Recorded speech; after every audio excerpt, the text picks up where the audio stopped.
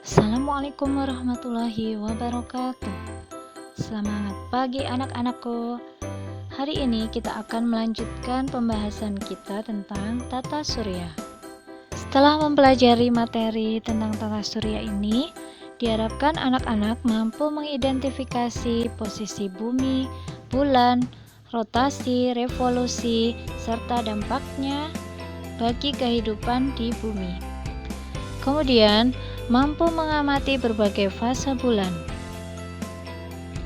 mampu mendeskripsikan gerak rotasi dan revolusi bulan, serta dapat mendeskripsikan gerhana matahari dan gerhana bulan. Kondisi bumi. Setiap hari kita menyaksikan peristiwa siang dan malam. Matahari seolah-olah bergerak dari timur ke barat setiap harinya. Namun, apakah benar demikian? Dulu banyak yang beranggapan bahwa bumi adalah pusat tata surya, sehingga matahari yang bergerak mengelilingi bumi. Namun keyakinan itu tumbang setelah Nikolaus Kopernikus mempublikasikan bahwa bulan bergerak mengelilingi bumi, sedangkan bumi dan planet-planet lainnya bergerak mengelilingi matahari. Selanjutnya adalah bentuk bumi. Nah, bagaimanakah bentuk bumi kita? Para pelaut menyatakan bahwa bumi berbentuk bulat. Hal ini karena ketika mereka berlayar, yang mereka lihat pertama kali di laut adalah puncak kapal. Kemudian seorang tokoh bernama Ferdinand Magellan memperkuat pendapat ini karena dia telah berlayar dengan arah yang lurus dan berhasil kembali ke tempat semula berlayar, sehingga dapat menunjukkan bahwa bumi itu berbentuk bulat. Namun apakah bumi itu berbentuk bulat sempurna? Nah, beberapa astronot melihat dari luar angkasa bahwa terdapat benjolan di khatulistiwa dan terdapat daerah yang datar di bagian kutub, sehingga bentuk bumi itu tidak benar-benar bulat, melainkan sedikit lonjong. Selanjutnya, rotasi dan revolusi bumi. Apa itu rotasi?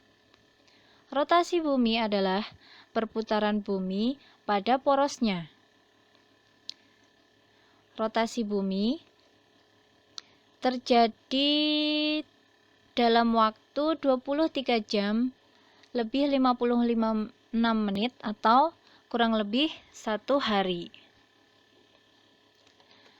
Bumi berotasi dari arah barat ke timur.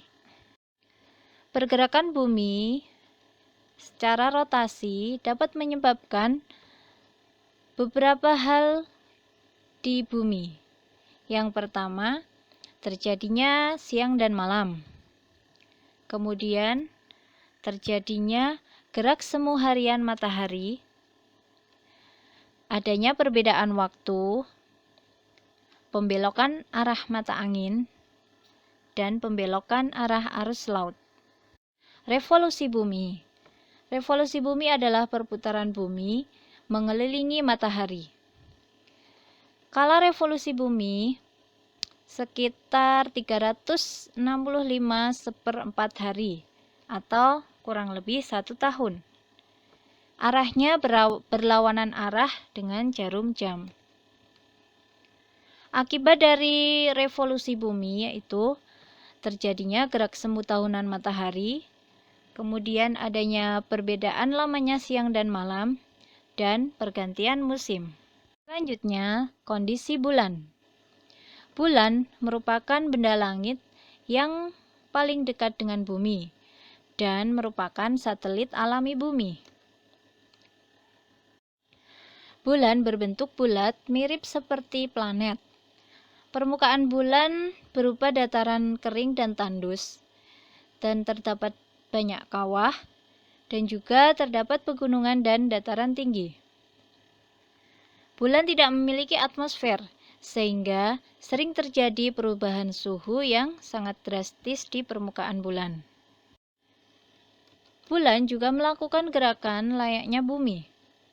Gerakan yang dilakukan bulan yaitu rotasi bulan, merupakan perputaran bulan pada sumbu porosnya. Kemudian revolusi bulan terhadap bumi. Jadi bulan mengelilingi bumi. Kemudian gerakan yang ketiga yaitu bersama-sama dengan bumi, bulan mengelilingi matahari. Kala rotasi bulan sama dengan kala revolusinya, yaitu selama 29 lebih setengah hari. Nah, dari pergerakan bulan menyebabkan berbagai kejadian di bumi. Yang pertama, terjadinya peristiwa pasang surut air laut. Kemudian adanya pembagian bulan sideris dan bulan sinodis yang berpengaruh pada kalender Hijriah. Kemudian adanya berbagai fase bulan. Kemudian terjadinya gerhana bulan dan gerhana matahari. Fase bulan. Fase bulan merupakan perubahan bentuk-bentuk bulan yang terlihat di bumi karena posisi relatif antara bulan, bumi, dan matahari. Nah, berikut merupakan penampakan fase-fase bulan.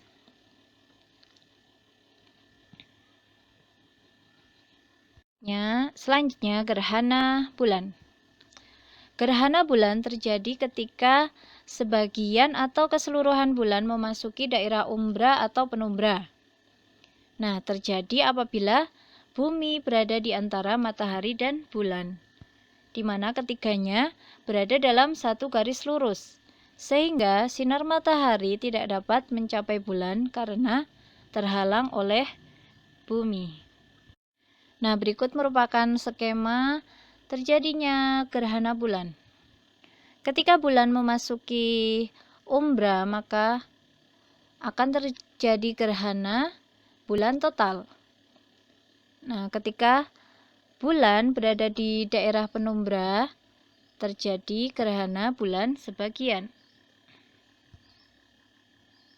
Selanjutnya, gerhana matahari. Gerhana matahari terjadi ketika bayangan bulan bergerak menutupi permukaan bumi, di mana posisi bulan berada di antara matahari dan bumi, dan ketiganya terletak pada satu garis lurus. Nah, berikut